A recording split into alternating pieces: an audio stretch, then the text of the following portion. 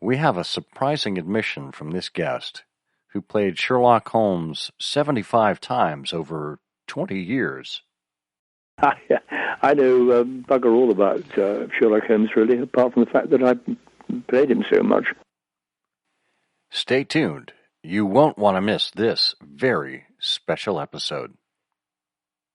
Support for this episode of I Hear of Sherlock Everywhere is made possible by MX Publishing, with the largest catalog of new Sherlock Holmes books in the world, new novels, biographies, graphic novels, and short story collections about Sherlock Holmes. Find them online at mxpublishing.com. Also by Dan Andriaco Mysteries, featuring Sebastian McCabe and Jeff Cody. Their new second casebook called Murderer's Row is here, featuring stories around the holidays. More information at danandriaco.com.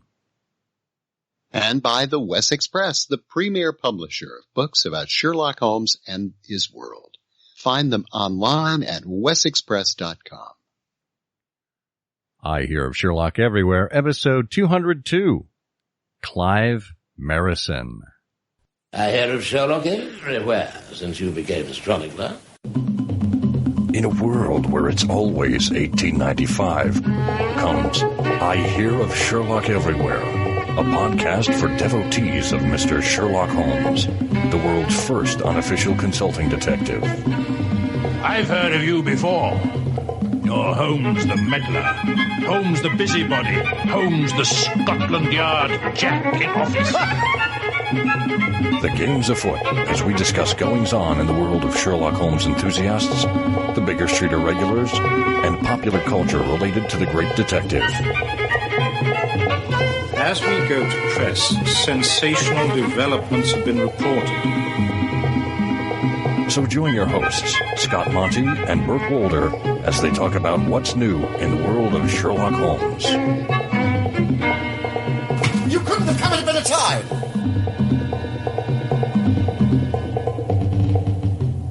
Hello and welcome once again to I Hear of Sherlock Everywhere, the first podcast for Sherlock Holmes devotees where it's always 1895.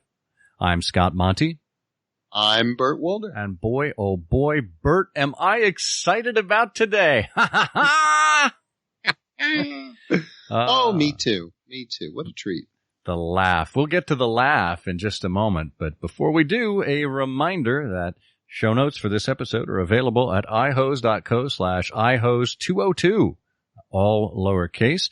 You can find us at I Hear of Sherlock on all of the major social networks. If you're following us on YouTube or Instagram or Facebook or Twitter, that's who we are and where you'll find us. You can subscribe to the show. Any mode you choose will work. We have email subscriptions. We have, well, pretty much any podcasting platform that you choose to use, whether it's Apple iTunes or Apple Podcasts or Spotify or Stitcher or SoundCloud. We are out there. Tell your friends about I Hear of Sherlock Everywhere, these interesting interviews we do with fascinating people from the world of Sherlock Holmes. And we do appreciate your support. It helps make transcripts available, which are now in the making. Want to get this year's transcripts out and ready for everyone now that we've got full funding.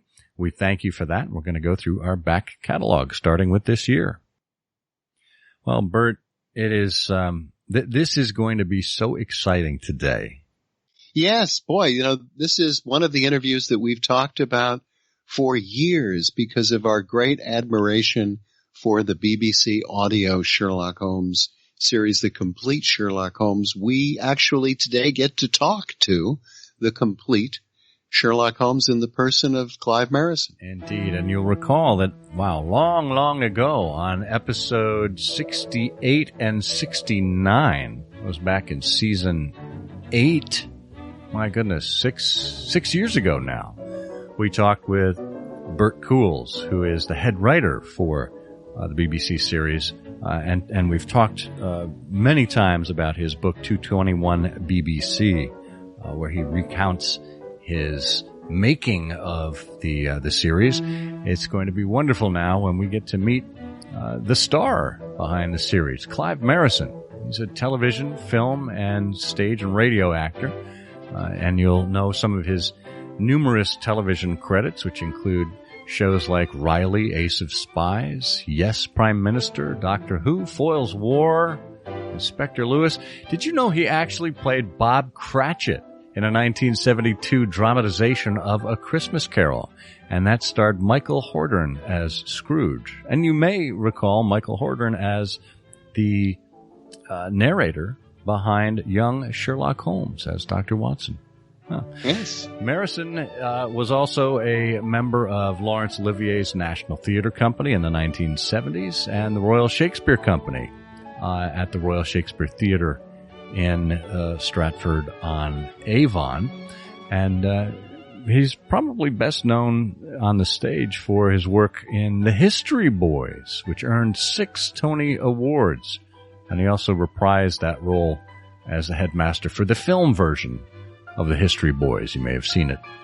Now, from November 1989 to July 1998, Clive Merrison played the lead role of Sherlock Holmes on radio in the BBC4 dramatizations with Michael Williams as Dr. Watson, and later with Andrew Sachs in that role. He continued to play that role in the Further Adventures of Sherlock Holmes, which was broadcast first in 2002 and again in 2004, 2008, and 2010. Clive Merrison is the first actor to have played Holmes in adaptations of every single Conan Doyle story and novel about the character. He's known for his versatility and has been on screen and behind the microphone for almost 50 years. Clive Merrison, welcome to I Hear of Sherlock Everywhere. Thank you. I can't tell you what an honor and just a privilege this is. We're so excited. We've been fans for so long. Steady the buff. Well, why don't you take us back, long time ago, to the time when you first met Sherlock Holmes? How do you mean when I first met him? Well, when you first, became aware of Sherlock Holmes, aware of Sherlock Holmes. Yeah. Well, I had an Uncle Norman, who was the only kind of literary fellow in my small Welsh town, and he introduced me to lots of literature.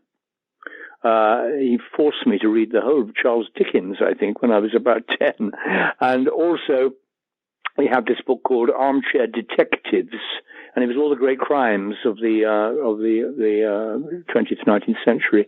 And I rather fancied the idea of being an armchair detective.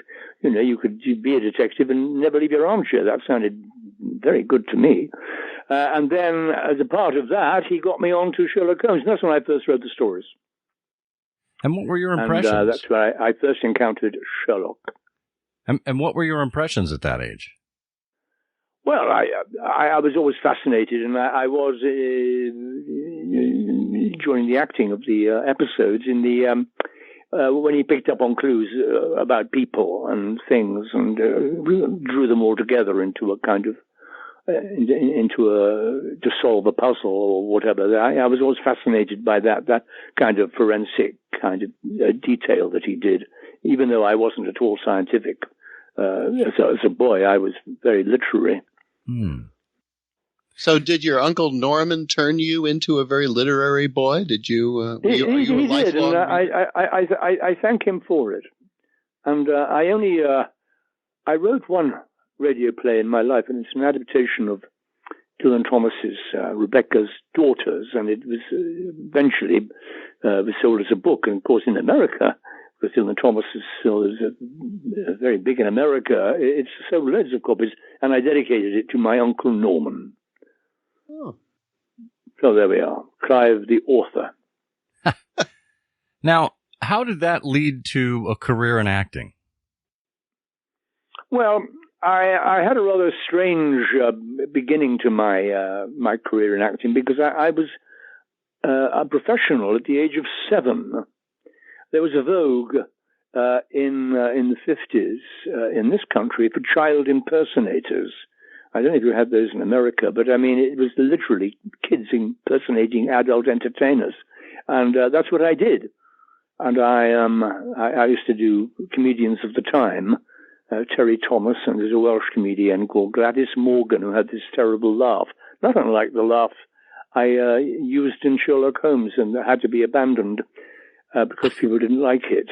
And I also did Johnny Ray, the American crooner. Do you remember him? Yes. Johnny Ray? Yeah. He used to, and I used to come on. He wore a hearing aid, which is odd because I'm doing the same now. And he was half deaf, and he crooned and cried at the same time. And I used to come on with a bucket. And I also did Carmen Miranda with a whole load of fruit on my head, wiggling about, and my mother played the maracas and the wings. And I did a couple of seasons in pantomime with some famous old English comedians, Welsh comedians. But I retired at the age of 10. and then I did the usual thing with school plays and all that, and eventually ended up in drama college, which was strange because I'd never left my little town in Wales, and I suddenly found myself in swinging London, and it was quite a shock. So as a young person, were you performing in music? What was going on in music hall at the time? Is that where you would do music hall? I'm not that old. Musical. No, I did some musical later on in life. There was a chap on the BBC drama rep called Michael Kilgarriff, who became the chief Cyberman in Doctor Who. But he also used to organise musical things, and I used to sing Cockney ditties and cheeky Cockney chappy songs. So I did. Yeah, you're right. I did a bit of musical, but no. I did. Drama school. I left drama school. I won the Carlton Hobbs. Strangely enough, the Carlton Hobbs Prize for drama students. Myself and an actress called Carol Boyd, who went on to play in The Archers. It's a long-running soap, radio soap here, and so that's that. So speaking of Carlton Hobbs, I mean, you must have been familiar with the radio series growing up. Well, yes, I was, and I loved the radio. And when I joined the BBC rep on this student contract, 6 months in 1966, I got to work with them. I worked with Carlton Hobbs and Norman Shelley. And I worked with people from children's radio that I'd loved as a boy. There's a thing called Toy Town, and actors like Preston Lockwood and Clive Morton and people like that. And it was hugely thrilling. There was an old guy he was called Uncle David, and he used to present this kind of morning music show for kids when I was a boy. And I met him. And so it was all rather thrilling. And of course, it was so different in those days. I mean, all those older actors like Carlton and Hobbo and Norman Shelley, they always used to wear suits to be at the mic. And if you recorded on a Sunday, they'd stay overnight at their club and then record on a Sunday in their gardening clothes. Very, very different times. But it was the fag end of the golden age of radio, really. I mean, there were 60 people on the BBC drama rep. I think there's about 15 now. Wow. Because there was an immense amount of drama that went out and an awful lot of drinking that went on in the BBC club. Oh, my goodness me. So those early days in radio for you, was that part of your journey that convinced you wanted to go into voice acting? Were you more focused on the stage? Where did you see your career heading? Yes, I know. I always had. I was lucky, and I think other actors that got that student contract for the first 15 years of my career, I would think I always had radio to pay the rent. I could always go back to it, but once I'd finished the contract with BBC Radio, I was intent on on a stage and TV film career. So, but radio was always there, and I always loved it, and I always used to go back to it with gratitude. I mean, my first ever, I can first remember my first line as an actor was in Mrs. Dale's Diary, which was a long-running soap, and it gets the period perfectly, because it references a slogan of Esso Oil. I played a Brummie petrol pump attendant, and Mrs. Dale, played by Jessie Matthews, turned up in her car, my petrol pump, and I said, "Hello, Mrs. Dale, put a tiger in your tank." That was it. Wow. That's my first line. And it still sticks with you. Yeah. Lots of lovely memories of those days. It's like an age gone by. It's extraordinary. I always think I should write something about it. Those dark days, these last days of radio, as it was. But I probably won't, because I'm lazy. So, tell us a little bit about your time on the stage. I mean, you were involved in the Royal Shakespeare Company, Olivier's National Theatre Company. What was that like? Yep. Oh, well, that was. I've seen everyone has young actors have a kind of turning point in their lives, and that was mine really. I auditioned for Olivier. You know, having watched him in the local cinema in Richard III and all that, and I found myself auditioning for him, and he hired me at the age of 23 to join his old Vic company, and that was I was there for 4 years, I think, and it was a wonderful time, and you know he was my mentor, and he was very kind to me. And very encouraging, and the sweetest man. Terrifying. I mean, you know, you find yourself, think, I'm on my own on stage with Laurence Olivier. I couldn't believe it. And he had terrible stage fright at the time. And there was a performance of Zeffirelli directed Saturday, Sunday, Monday, and he was supposed to, and he played this old man, and he had to show me how to iron a hat. And Sir, as we called him, he could do the words and he could do the hat. He couldn't do them both together. I think you have to go down to his dressing room with all the lines every night. And I came on stage for the first night of this play, and Joan Plowright leaves the stage. I'm left alone with Sir Laurence, and I look at him, and you can see he's gone. And he's so gone, he's starting a nosebleed, and his false moustache is coming off. So I ended up doing all his lines, and I ironed the hat myself as well, while he stood and watched, and I felt this terrible responsibility to get him through this. Wow. And when I came off the stage, he was there waiting for me, and he hugged me. He said, "Thank you, baby. Thank you." And it was like that for the whole of the run. I had to go down every day and go through his lines with him. He had terrible stage fright. He got over it in the end a bit, I think. But but he was a very important figure to me.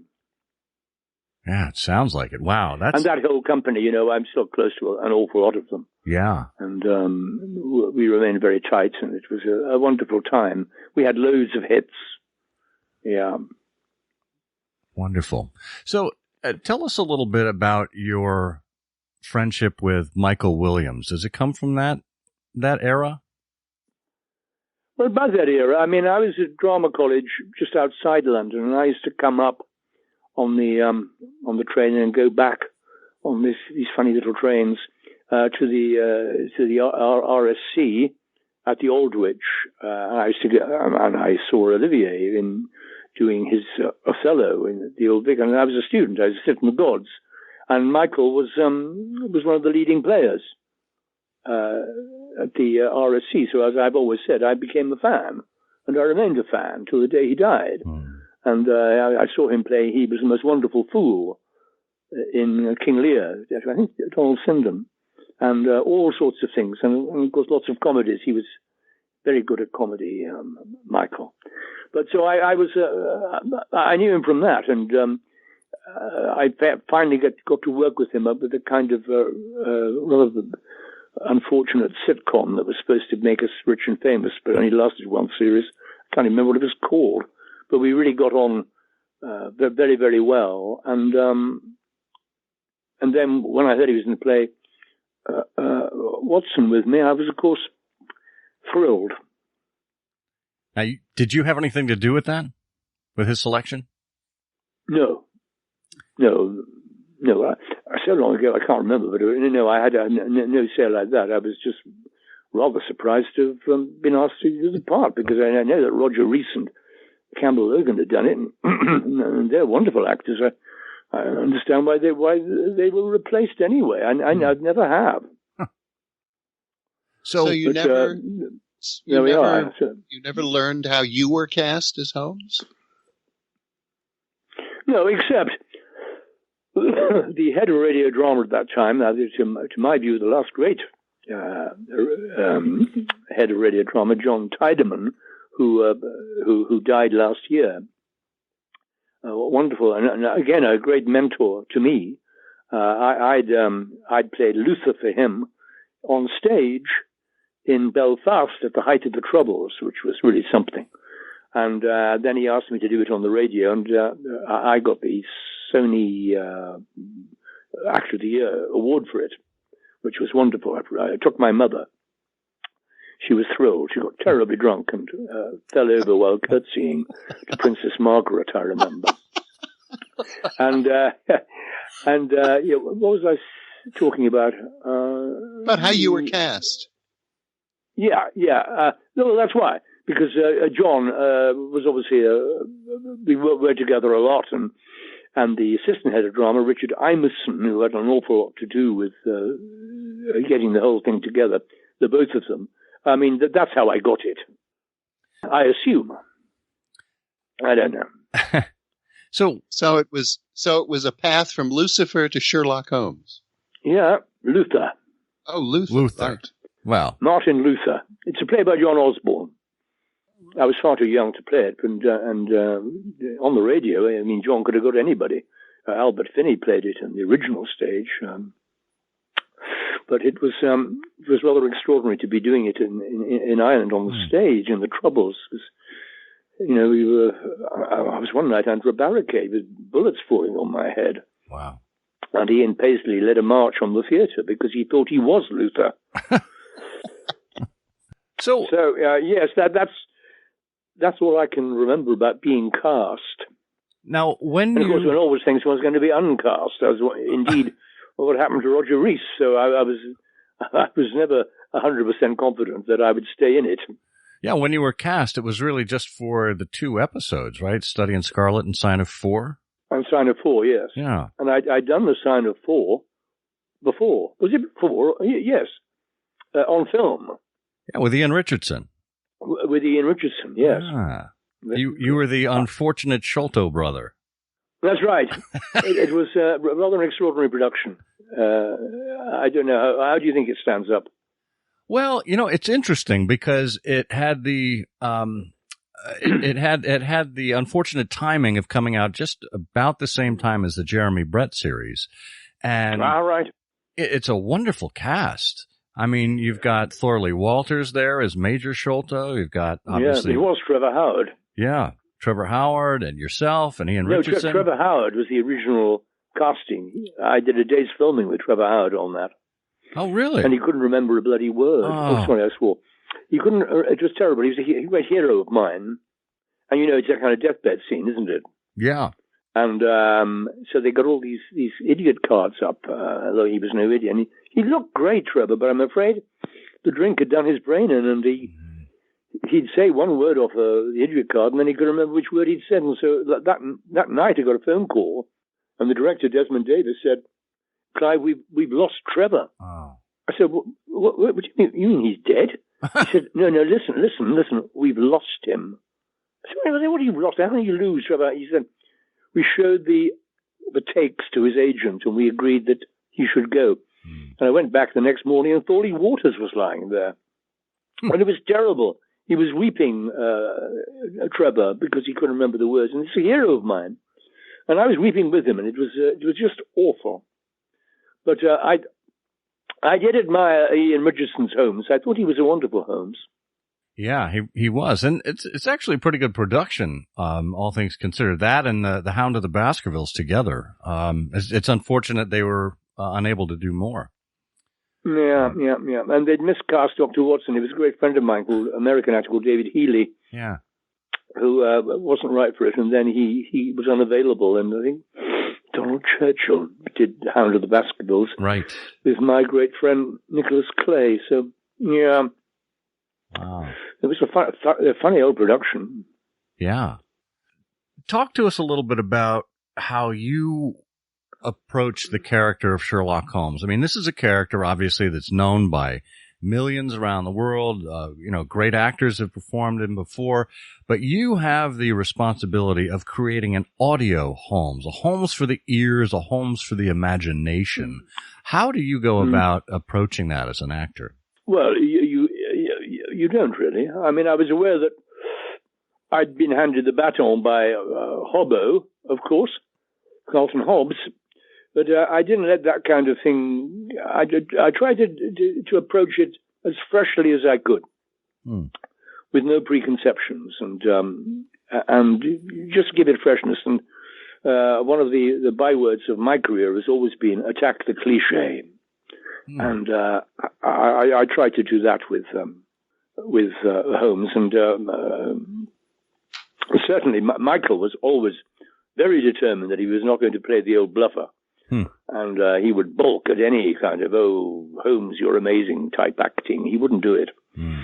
But I mean, in the end, I just got entranced by his relationship with Watson, really. That was the main thing. I mean, the MacGuffins, kind of, you just got on with those. But it was the relationship, which, of course, Bert Coules excelled at. He really did. He really did. And when we Sherlockians or Holmesians talk about the entirety of the canon, the 60 stories, we refer to it as a textbook of friendship. And yes, that's right. I think it becomes so clear in your relationship with, well, not only with Michael, but certainly Holmes's relationship with Watson in the BBC series, how this friendship evolves over time. Now, this is something that the two of you recorded over the span of, 9 years together?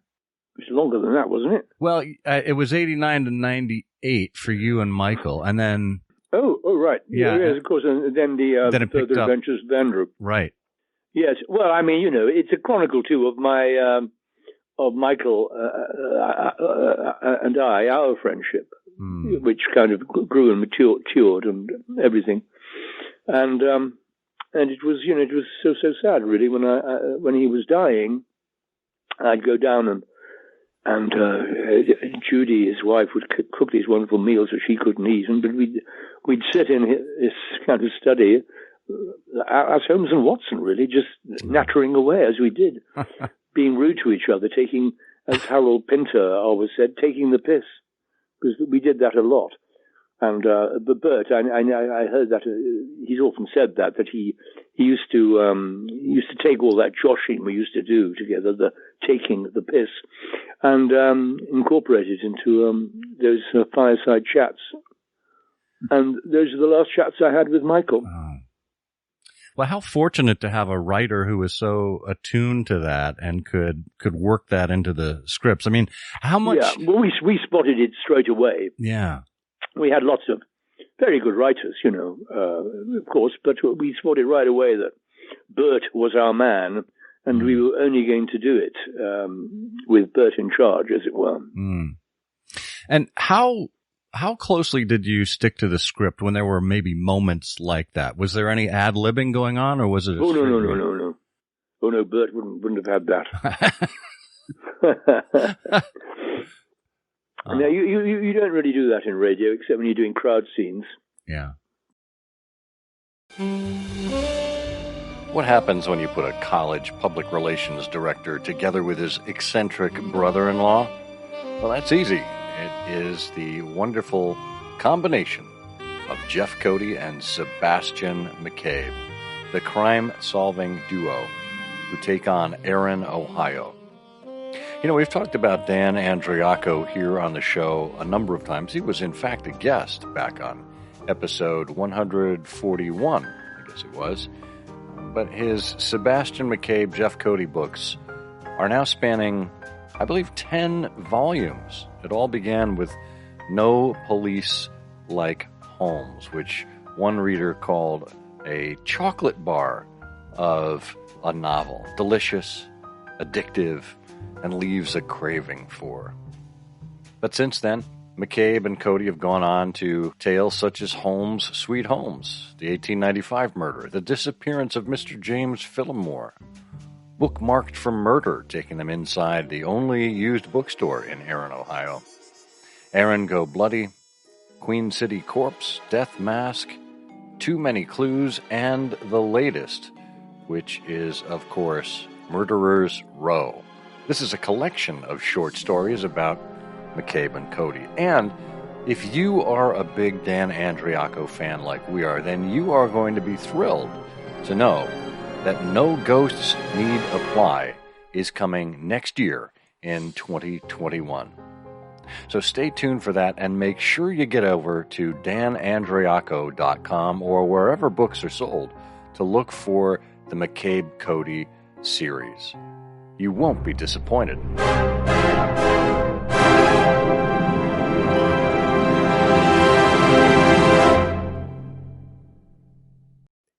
Here's something we wanted to kind of put in front of you, and we'll get to the other end of the bookend here. When we first meet your Sherlock Holmes, it's of course that famous scene in the laboratory with Stamford and Watson. Yeah. And it's got a very distinct sound to it. And we'll play it here in a moment. But at the same time, we also want to focus on your final scene as Holmes and kind of compare and contrast the two. So, let's take a quick listen. If I'm going to lodge with anyone, I'd rather prefer them to be the quiet, studious type. Stamford! I found it! Stamford! I found it! I knew I would! Dr. Watson, Mr. Sherlock Holmes. how do you do? How are you? You've been in Afghanistan, I perceive. How on earth did you know that? Never mind. Come and look at this. Now, come on! You played that for me just a few days after we first moved in here. Did I? I didn't have the least idea what to make of you. Have you now? Oh, I think so, yes. Maybe. You know, I love these moments. The case is solved. Everything's over. We're back here in the warmth and comfort. Until the next client comes along. And then off we'll go again. I wish it could always be like this. Watson. It will. How can it? Nothing lasts forever. It will because of you. Because of your stories. Don't you see? It doesn't matter what happens here, in the real world. We're more than reality, you and I. You, my friend, have made us immortal. That's quite a thought. It's the truth. As long as there are mysteries and murders... And fog and fear. And terror and injustice. I'm Sherlock Holmes, private consulting detective. And John H. Watson, chronicler, comrade and friend. We'll be ready. Waiting for the dramatic ring at the doorbell. The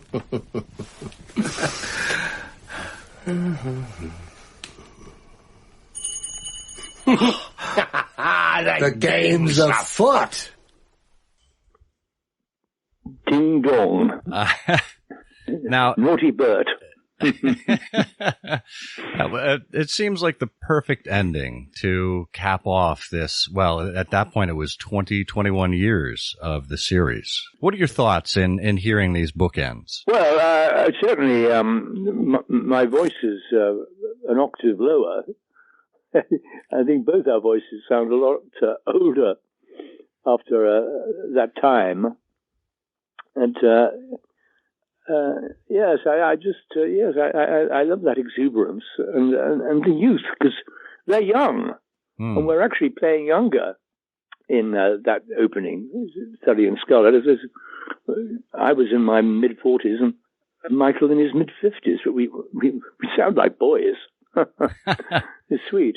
Now, I always loved those scenes together in Baker Street. Yeah. I always say, I've said in the past that, I could, when that clock is ticking and the cab's outside and it's all quiet and the pipe is lit and the violins, Michael and I we could make some jazz. And that's what it sounds like. It sounds like two actors that are very, very happy with each other. Not smugly happy, but just comfortable with each other and trusting each other. Which I suppose one of the hopes that Holmes and Watson did, and I'm sure they did.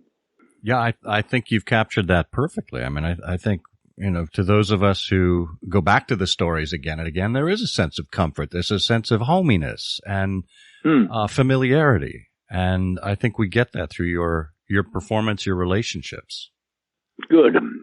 That was the intention. Now, that final Valet scene there, the laugh comes through. And this has been commented on by, a number of critics and people along the way. To me, it was, first of all, it was a little surprising to hear, but oh my goodness, capturing Holmes's maybe cold and direct sense of humor and his willingness to see the outre in things. That laugh, I think, was perfect, and it's wonderful to hear that. Not everyone thought so, but the cruel thing is, it's my laugh. Really? That's how I laugh.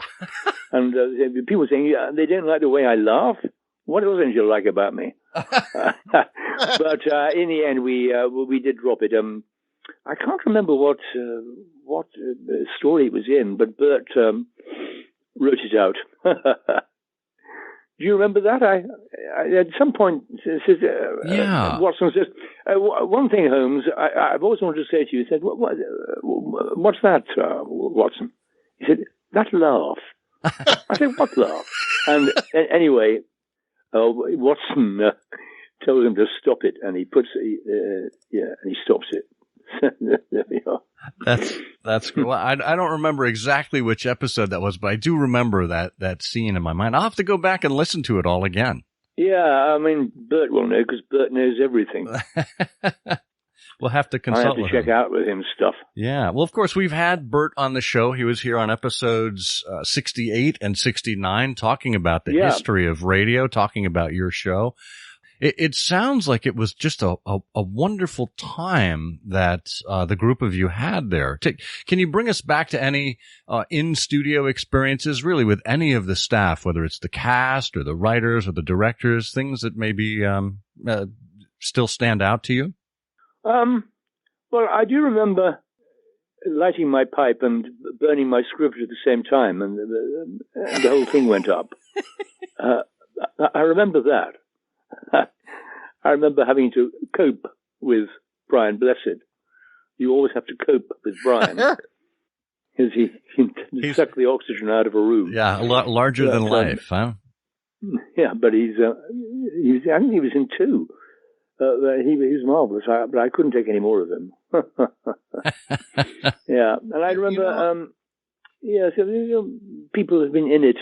One of the performances I most admired was Hugh Bonneville. It was that story about the actor that is a murderer or something.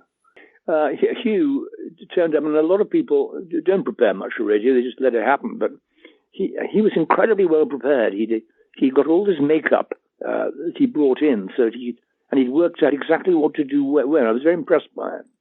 Yeah, I think that was Volume 4 of the Further Adventures of Sherlock Holmes. Further Adventures. Oh, yeah. Right.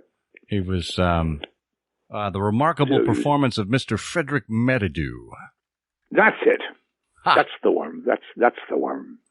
Excellent. Yeah. And of course, my favorite ones are always the ones where Michael gets a lot to do.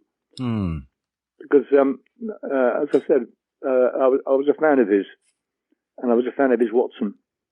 And things like the Lion's Mane, isn't it, where he does a lot of detecting. Yeah, that was a favourite of mine. And of course, his favourite was the Final Problem. The Final Problem. Yes, he loved that. It says I wrote an obituary for Michael in the Guardian, and I quote him as saying that it had everything that he admired of Watson. In an incoherent and deeply inadequate fashion, I have tried to give some account of my many strange experiences in the company of the world's first and only private consulting detective. But now, with a heavy heart, I lay down my pen. These have been the last words in which I shall ever record the singular gifts of my friend, Mr. Sherlock Holmes, whom I shall ever regard as the best and the wisest man whom I have ever known. Yeah, really did. I think we have, there's an excerpt from an interview that the two of you did with Nick Utekin back around the time that you were recording the memoirs. Oh, yeah. And Michael talks about that. It's very poignant. Very poignant. Yes. So when we he was always going on about that line about Watson having made love to women across 3 continents. Oh, dear. That's great. To make me laugh.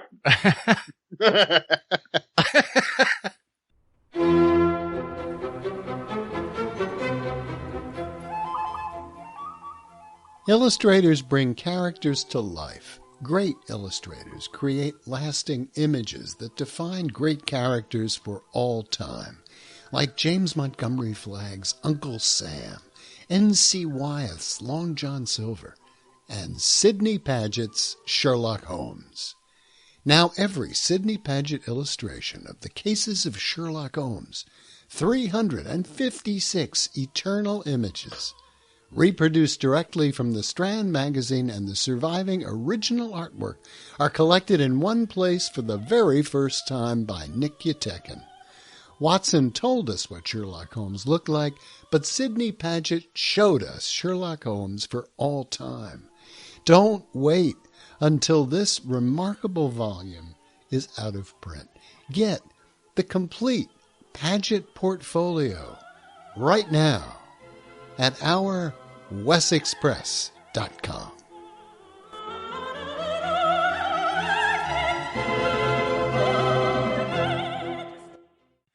So by the time you get to the further adventures, which began in 2002 and extended through 2010, Bert wrote these additional 15, 16 episodes or so.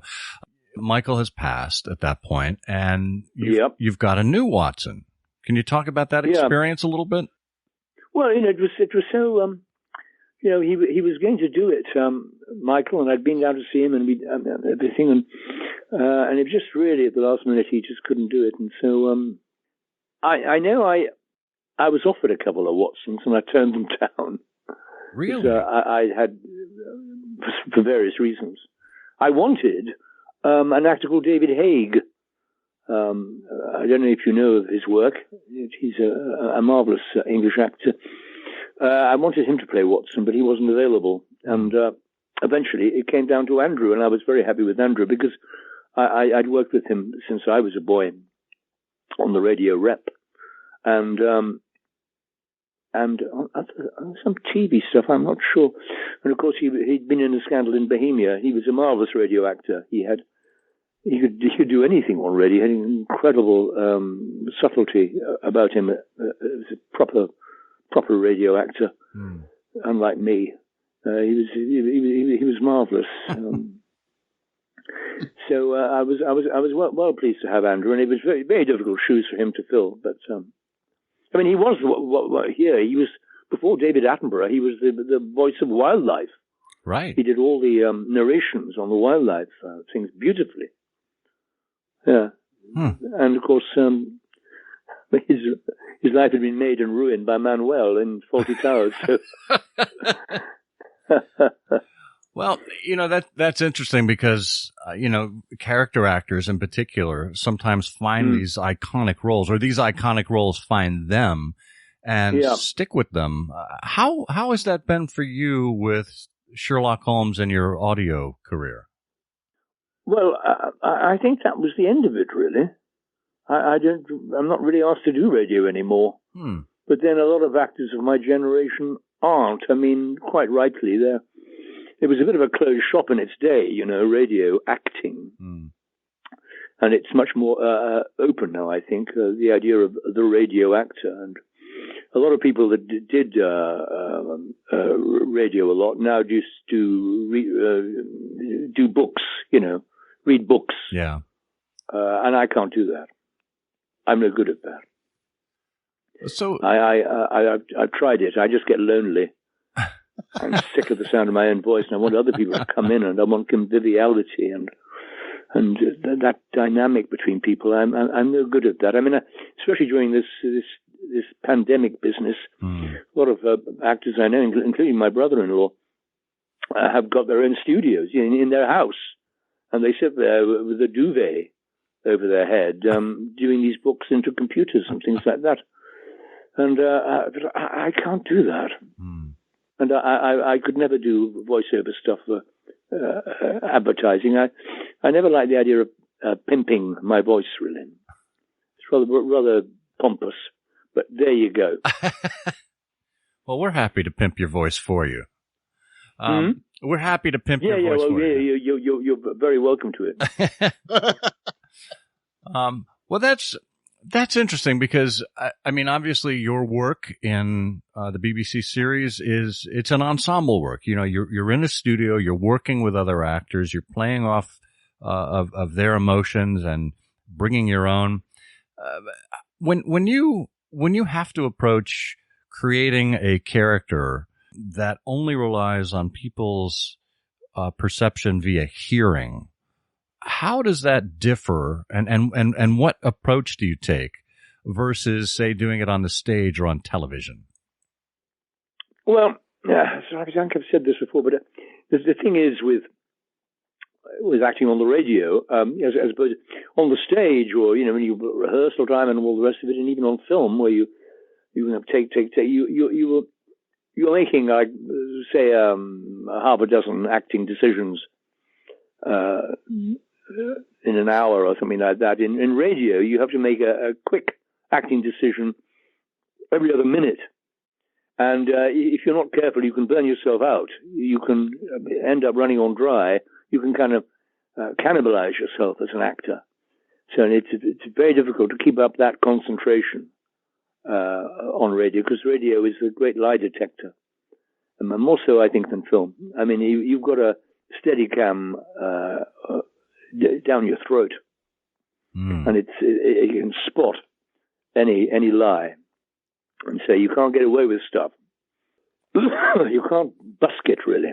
You got to be in the moment, every moment. And how did you keep that energy up during those times? Well, it's very, very difficult. I had to have gaps. At one point, I'd said I can't do more than this and this, and I have to have a little break here and there. I mean, at the beginning, of course, I was younger, but we had some dramatizations that, were not as good as they could have been. Although Enid Williams and Patrick Rayner, the directors, they did marvels with them.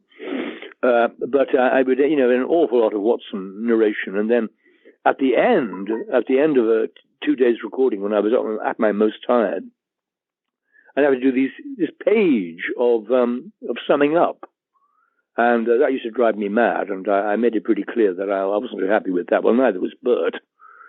So that was, one of the reasons why we were so keen on Bert.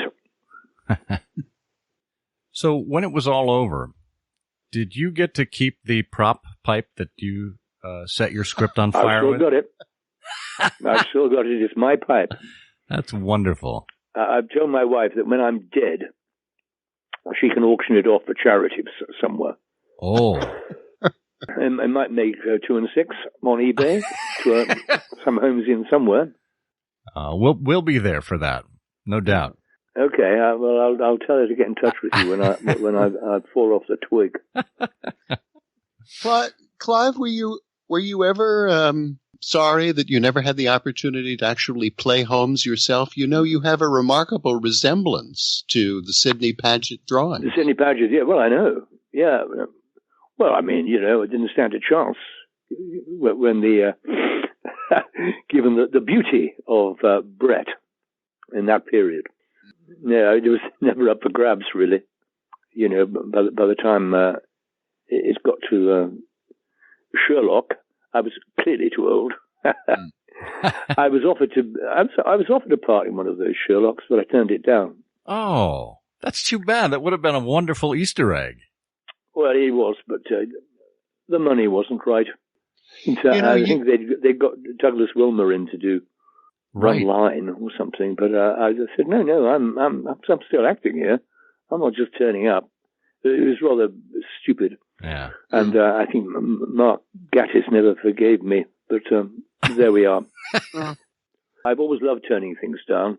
One of the amazing things about your connection to Sherlock is I think you're the only actor who's actually played Holmes for all 60 of the stories, plus all the pastiches. Apparently. In fact, you've been Holmes for I think more than any other actor. 16 years. Did you find the character change your life in any way? No, not really. No. I got more interested in him psychologically, I think. I mean, I'm married to a psychotherapist, and we both agreed that he was on the bipolar spectrum, and that rather addressed things for me. His going from lassitude to exuberance in a jolt, in the sound of a bell. Mm. that interested me in Holmes. I remember Jeremy Brett saying that if he was walking down the street and Holmes was coming towards him, he'd go to the other pavement. I don't think I'd go that far, but his bipolar nature, and which goes hand in hand with his addictions, interested me.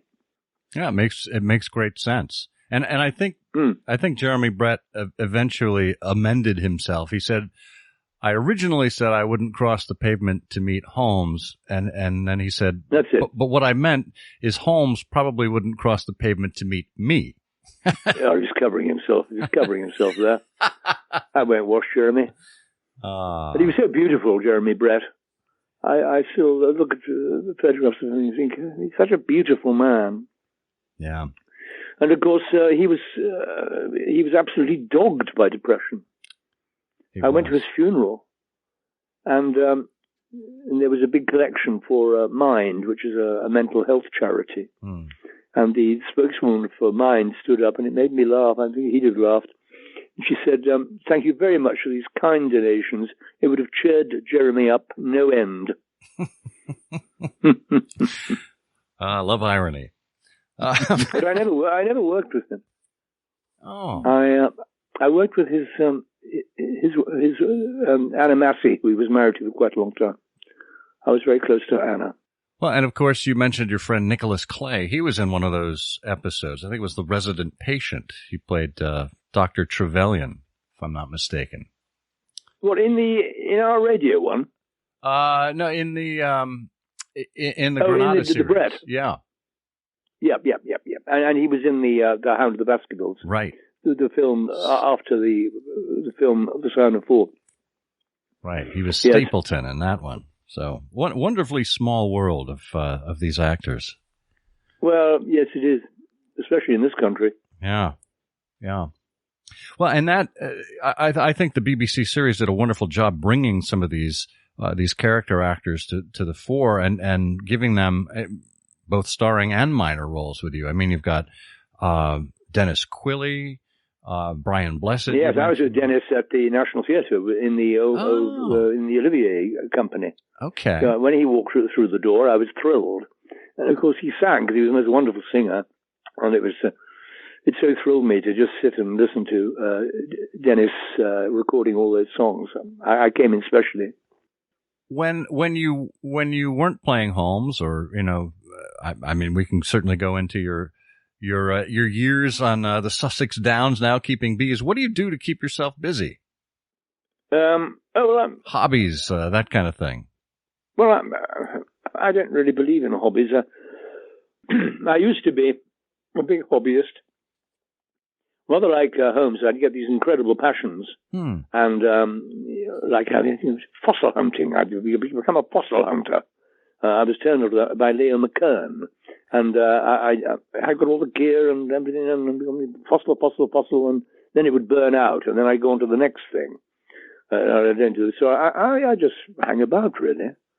I'm painting the bathroom, and I've got this, I live in the middle of a wood in a gamekeeper's cottage, so there's an awful lot of work here to keep me occupied, keeping the wood out.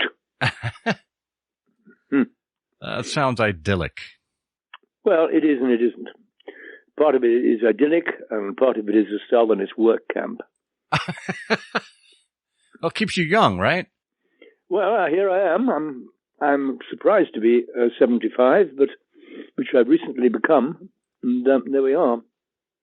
But and I've always said I would come out of retirement to play Holmes again if Bert decided to do an episode of the Giant Rat of Sumatra. Ooh.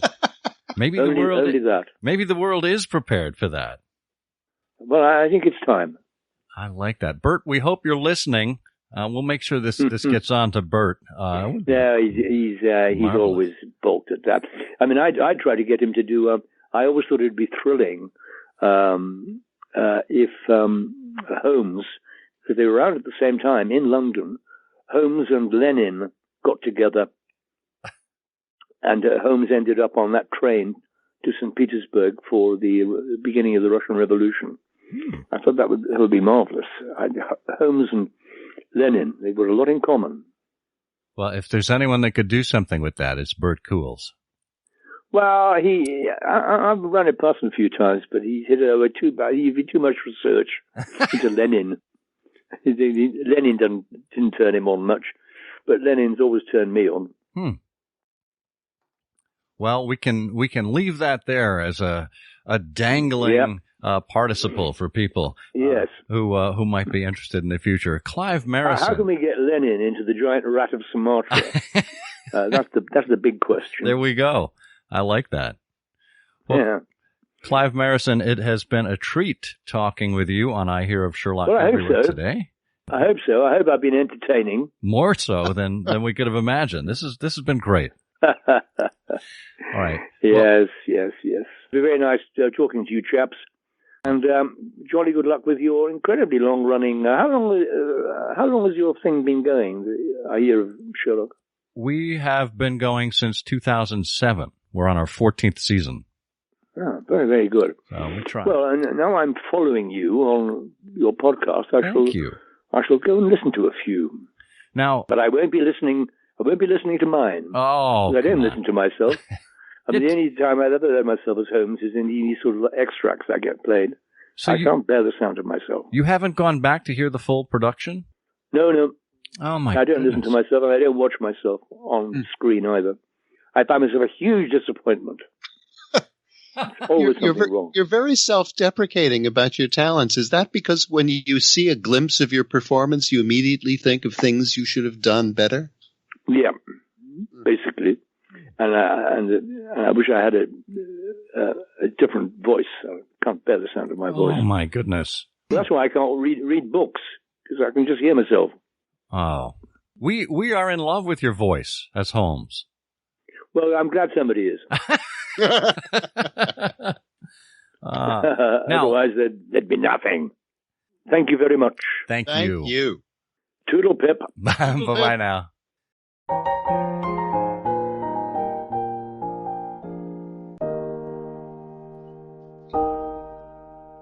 What a great experience to talk to Clive Merrison. You know, no one really understands, I don't think, today, the amount of work that went into these productions. 45-minute episodes, but we didn't get into this very much with him, but it would be, at least 2 days of work. And he talked a bit about the effort of it.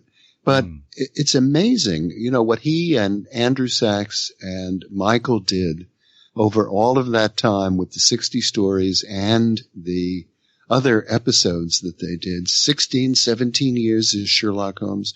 But I saw this down somewhere. It involved 10 writers, 4 producers, directors, dozens of technicians, hundreds of actors, people like Donald Sinden, Dame Judi Dench coming in. It was an amazing effort. It really was. And the effort shows. I mean, I have the entire collection on CD. I remember listening to the show, back during its height, listening to it on audio cassette and voraciously hunting through the bins when I went over to, London for the first time, looking for those original recordings. They still, I think stand the test of time. And the beauty there is just like the Granada series. We talked with David Stewart Davies on the last episode about Jeremy Brett, how those were wonderfully done and are timeless in their production qualities. I think the same applies in an audio perspective to what the BBC team has put together. Yeah, I think that's a great comparison. Yeah. Time is running out on the MX book of new Sherlock Holmes stories, volumes 22, 23, and 24. That's right, it's 64 new Sherlock Holmes stories set in traditional Victorian Edwardian times. This represents the latest 3 volumes in this amazing project that Steve MX and MX Publishing has overseen for the last decade or so. It's edited by David Markham, whom you heard here just a few episodes ago. And David takes his job as editor very seriously. He knows that there were hints of other tales throughout the Sherlock Holmes canon.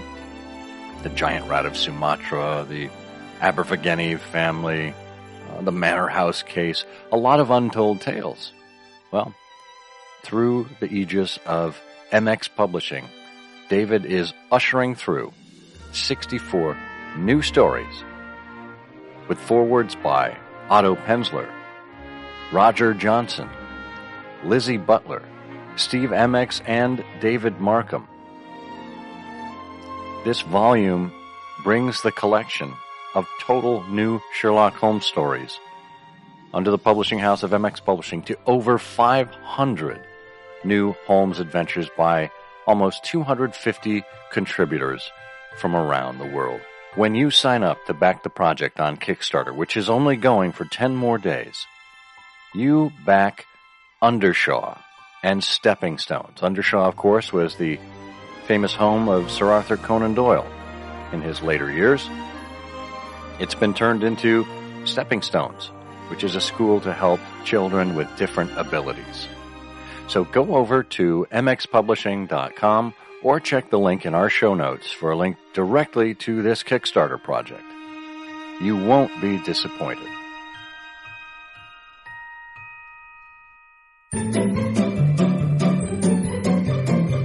Well, that music, of course, means that it is time for the Canonical Couplet. That's right. It's everyone's favorite Sherlockian quiz program where we give you 2 lines of poetry and you have to identify the Sherlock Holmes story. In the last episode, you'll recall we gave you this clue.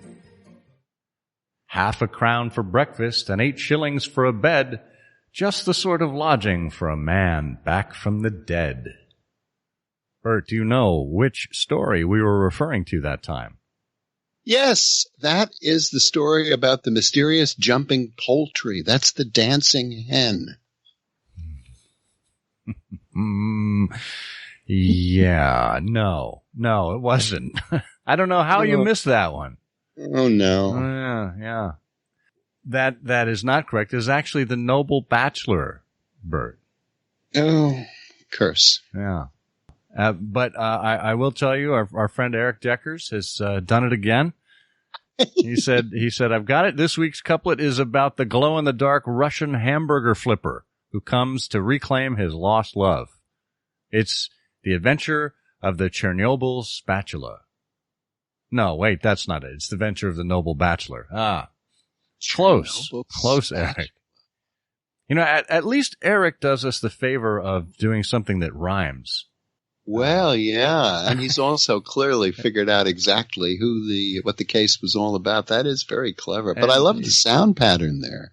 The noble bachelor, the Chernobyl spatula. Yeah. Wow. That's something. That's worth a pause and an applause for that one. I like that one. There you go, Eric. Soak it in. All right. Well, it's time to determine who the actual winner is. Let's get out the prize wheel here and give it a big spin. It goes around and we watch it spinning and slowing down and gradually landing on number 25. Lucky number 25. And that corresponds to Jeff Manjarres or Manjarres. I don't know if we're pronouncing that correct, but Jeff, congratulations. You win. And in this case, we are giving you a copy of one of David Stewart Davies' new books. So stay tuned for that. Well, that means it is time for this episode's Canonical Couplet Clue. Wow, hard getting that out one. Canonical Couplet Clue. That double line above the wrist most would not perceive. Still, Watson noted beads and fringe and plush upon the sleeve. If you know the answer to this canonical couplet, put it in an email sent to comment@ihearofsherlock.com with canonical couplet in the subject line. If you are among all of the correct answers submitted and we choose you at random, you will win a copy of 221 BBC. Good luck. All right. That's a copy of the new edition, revised and expanded, of 221 BBC by Bert Coules and put out by our friends at Wessex Press. A wonderful retelling of how the BBC radio production with Clive Merrison came to be. Well, Bert, can you believe we've done it again? What a great conversation. Yes, it's a real thrill. And yes, we have indeed done it again. Now, this is, as I'm thinking back, this is the second Sherlock Holmes we've had on the show. Is that right? Well, we have talked to people who have played Sherlock Holmes, because we have talked to other actors. Oh, you know what? That's right. We've talked to, way back on episode 26, we talked to Fritz Weaver. Yes. Oh, that was a good one. I was also thinking about, we had David Ian Davies on episode 40. Ian Davies, yeah. I couldn't one voice of Sherlock Holmes. Was there anyone else? We never talked to Roger Llewellyn, did we? No. We're not going to be able to now. No, sadly. And we may have talked with other folks who have played Sherlock Holmes in community theater and whatnot, but just in terms of the big productions, I think that's the extent from audiobooks and Broadway. Well, there'll certainly never be another actor. We should be lucky enough to have another actor who becomes such a instantiation of the character over 16 or 17 years as Clive Merrison has. Amazing. It's really put an imprint on the character. Well, maybe in 2026, that'll be 16 years out, we can finally schedule that interview with Benedict Cumberbatch. Well, if I have to change my schedule to talk to him, I suppose I'll do it. Well, God willing, we'll still be on the air in 2026. Oh, yes, absolutely. Well, I'm glad at least in season 14 we were finally able to make this happen with Clive Merrison. Many thanks to Clive and his willingness to participate and willingness to put up with my Twitter direct messages. In the meantime, I will directly message this into your ears. This is Scott Monty. And this is Bert Wolder. And together we say, ha ha ha, the game's afoot. The game's afoot. I'm afraid that in the pleasure of this conversation, I am neglecting business of importance, which awaits me elsewhere.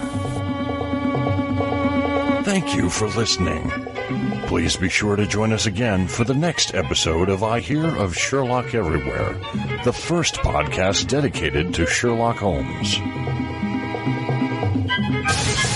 Goodbye, and good luck, and believe me to be, my dear fellow, very sincerely yours, Sherlock Holmes.